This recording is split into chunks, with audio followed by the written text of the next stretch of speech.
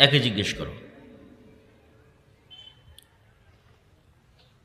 আমার প্রশ্নের জায়গা হয়তো বুঝতে পেরেছেন। সিয়াম থাকলে কথা বলা যাবে না কেন? উনি বলছেন ইন্নী নাযারতু লির-রহমানি সাওমা, আমি আল্লাহর জন্য সিয়াম আছি। ফালান উকাল্লিমাল ইয়াওমা ইনসিয়্যা, এই জন্য কোনো মানুষের সাথে কথা বলবো না।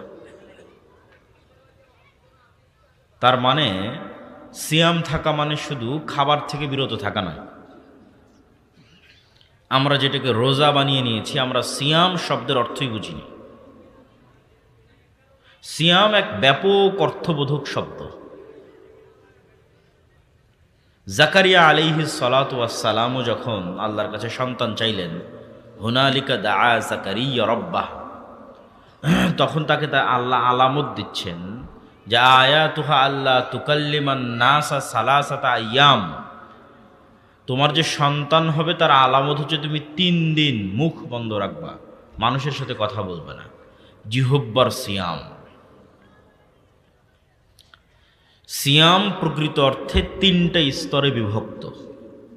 প্রথম স্তর, যেই স্তর ভঙ্গ করলে সিয়ামই কবুল হবে না, বাতিল হয়ে যাবে, সেই স্তর হচ্ছে পেটের সিয়াম আর লজ্জা স্থানের সিয়াম। পেট থাকবে ক্ষুধার্ত এবং লজ্জা স্থান ব্যবহৃত হবে না। এই লিমিটেশন ক্রস করলে সিয়াম ভেঙে যাবে। কিন্তু এর পরের স্তর, যেটা প্রকৃত সিয়াম, যেটা আসল সিয়াম, সেটা হচ্ছে চোখকেও সিয়াম রাখতে হবে, জিহব্বাকেও সিয়াম রাখতে হবে, কানকেও সিয়াম রাখতে হবে, হাত পাকেও সিয়াম রাখতে হবে, অন্তরকেও সিয়াম রাখতে হবে। সিয়াম ব্যাপক অর্থবোধক।